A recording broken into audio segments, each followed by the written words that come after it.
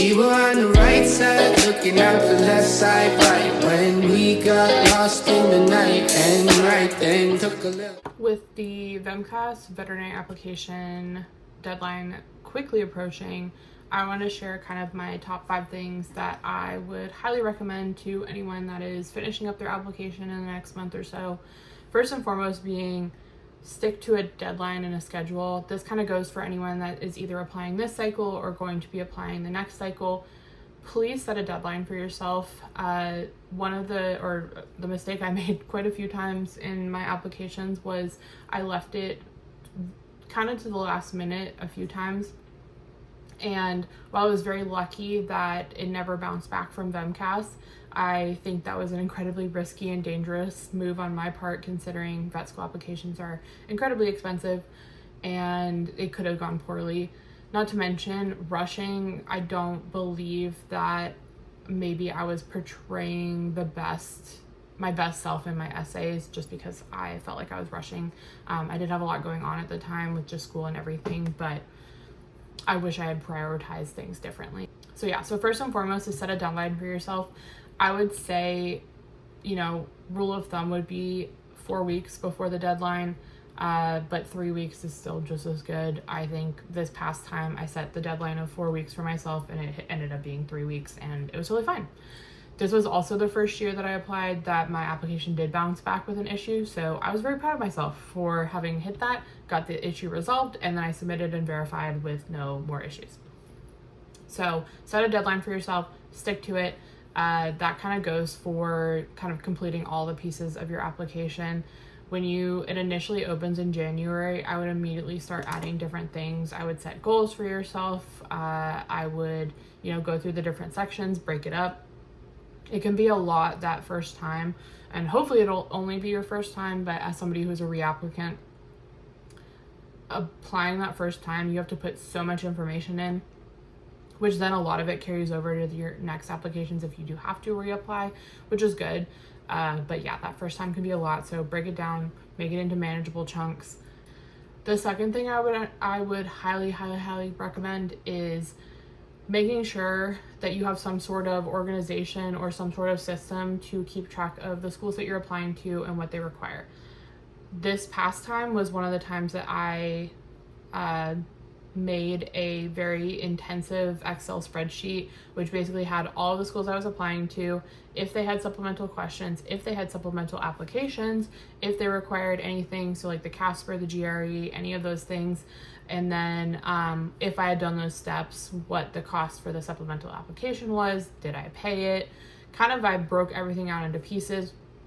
If they had their own supplemental application website or where I could monitor something and I had to make a profile, I put my username, my password in there so that I could easily have it there. If I needed to go access those sites again, I left the link in there just so that I could kind of keep track of everything. So everything was there. I even kept track of when I got rejected. So I would put the date that I got rejected, why I got rejected, and then I would make it red to stand out. I would also put when I got interview invites, the date that I got those interview invites, and kind of like make that yellow. And then when I got accepted, I would put the date and then also make it green so it would stand out. But yeah, this was the year that I did that for the first time. I would highly, highly recommend, especially if you're applying to multiple schools, just because there are so many pieces to applying that I would just make sure you are on top of everything, you're not missing anything, and that you're good to go. My third recommendation is please have somebody read and edit your essay responses. With applying to vet school, especially for applying to multiple schools, there are a lot of essays. If possible, please have somebody read and review all of your essays, but if they can only read your personal statement or at least just some of the essay responses, that's better than none. I think that is such a common downfall or failure point for a lot of people. I know it was like my first year or two of applying. It was just really hard to be vulnerable and let somebody read my essays and my personal statements. It felt like it was kind of almost like an invasion of privacy from my family and friends, which it shouldn't be. And I completely understand that some people have some really difficult topics they have to talk about in their essays. You're only going to help yourself if you can have somebody review them and make sure that not only are you portraying the emotion you want to get across, but making sure that you're not missing any little grammatical errors, any little punctuation errors. You're making sure you're not using the wrong word, that you meant something else. That it's so easy to do that, especially when you're applying and you're filling all these things out and you just, I don't know, your brain short circuits for a second and you put the wrong word. So I would highly recommend it, especially just your personal statement. Kind of going more into your personal statement, some of my recommendations would be to try not to fall into any like cliches or traps in that way. If you think about the admissions committee as a whole and how many applications they have to read, for example, Colorado, I think gets like 4,000 to 5,000 applications a year. If you think about how many applications they have to read, I would really try to look into writing a personal statement that is somehow going to be memorable. Some of the cliches that I have seen people fall into, and are cliches that I fell into my first and second year, is saying something that somebody else is going to say because it's easy, which is, I've always wanted to be a vet, I've always loved animals. That's not untrue, but if most people are probably coming from that background, it can be really hard to stand out as an applicant. So I would 100% recommend, if you can use that but make it entertaining in some way, then by all means, but maybe try to look into some sort of alternative personal statement, or just something else that portrays your love for veterinary medicine and your passion. For example, I think this past year I wrote about how basically I am a reapplicant, like a multiple time reapplicant. I had taken a step away from veterinary medicine and was working outside of veterinary medicine, and that actually solidified my love for veterinary medicine, as well as I wrote about how basically working at a specialty hospital before helped me re-fall in love with veterinary medicine, and also made me change my mind from wanting to be GP vet to being a specialty, or specializing essentially in veterinary medicine. So very different statement. It didn't fall into any of those cliches or traps, and also kind of hit the prompt. I would just be really, really careful in making sure you're hitting the prompts on your essays. Make sure that you are really portraying yourself in the way that you want to be portrayed as well. If you have good ideas, I would write them down and I would see where you land on the character limit. The one problem with the personal statement is that you see 5,000 characters and you think, oh my gosh, that's so many. I will have so much space and opportunity to talk about these things. And then you actually write it out and you realize that it's 5,000 characters is almost nothing, especially when you want to write an essay about how much you love veterinary medicine. So it's almost an art form of being able to tell a story in a more concise format without losing any of the emotion or any of the value in your statement.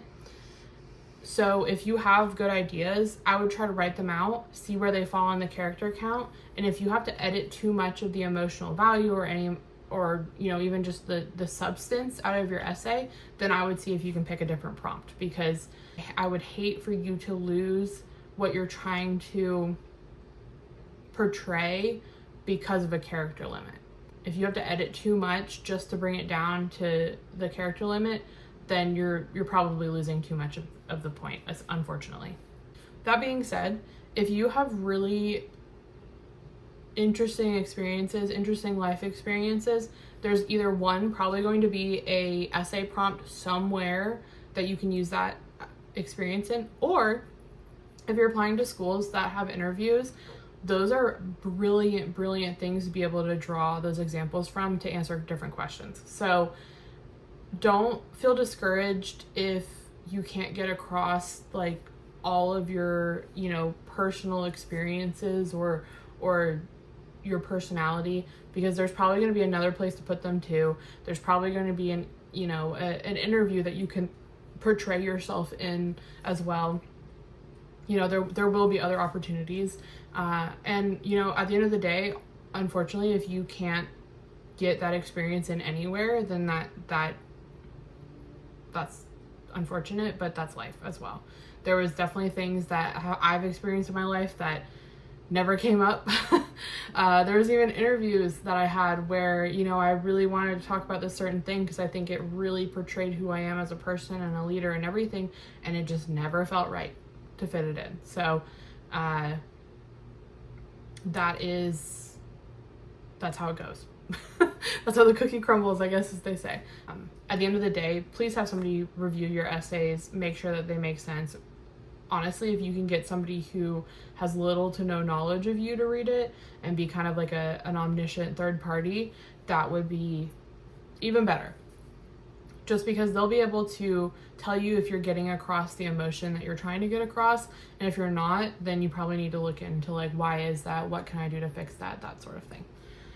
My last advice for applying to veterinary school, or I guess not really advice, but my 2 cents in wisdom is please be patient. I totally understand the feeling of wanting to know if you got in immediately as somebody who has applied 4 times, you know, reapplied 3 times, and just recently gotten in. That every year was the most nerve-wracking piece, was waiting for decisions, waiting for interview invites, waiting for anything, just waiting for anything. Any form of communication from the schools. I have seen some people that have been kind of unfortunately a little rude or a little maybe not to the best of who I believe they probably should be, or who they probably are, to themselves, to other people, to other pre-veterinary students, to the admissions committee,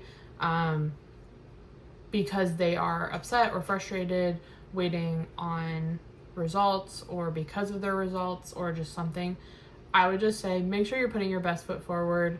Make sure you are not burning bridges before you even get somewhere, and be respectful to not only yourself, but to other pre-veterinary students, other veterinary students, other veterinarians, to the admissions committee.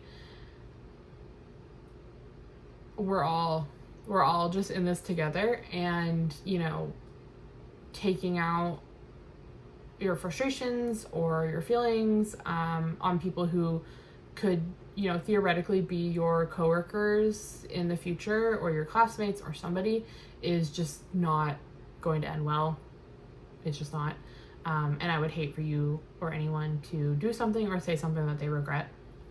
As well, the admissions committee are normally made up of faculty and professors and people who are doing this as kind of like almost a side gig, because they care about the veterinary school and they want to, you know, help get the newest veterinary class in, which means, you know, there's delays, things take longer, things are always happening, you know, natural disasters, sorts of, I think 2 out of my 4 applications, it got pushed back on Vmcas because of hurricanes.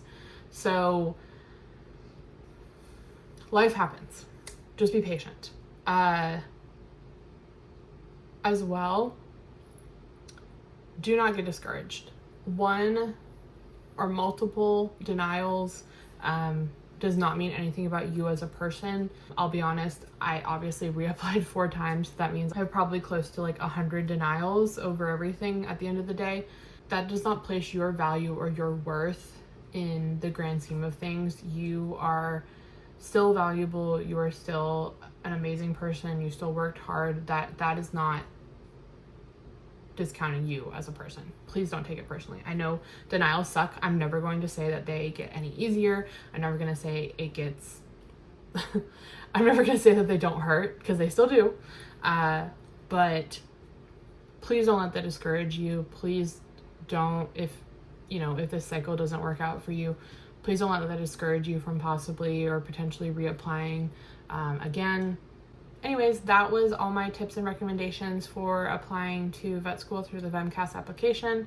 Since the deadline is coming up soon, I just wanted to get this out. And if you have any more questions about applying specifically, or just questions in general about applying to vet school or anything to do with being a pre-veterinary student or going into my first year of veterinary school this fall, let me know. Thanks.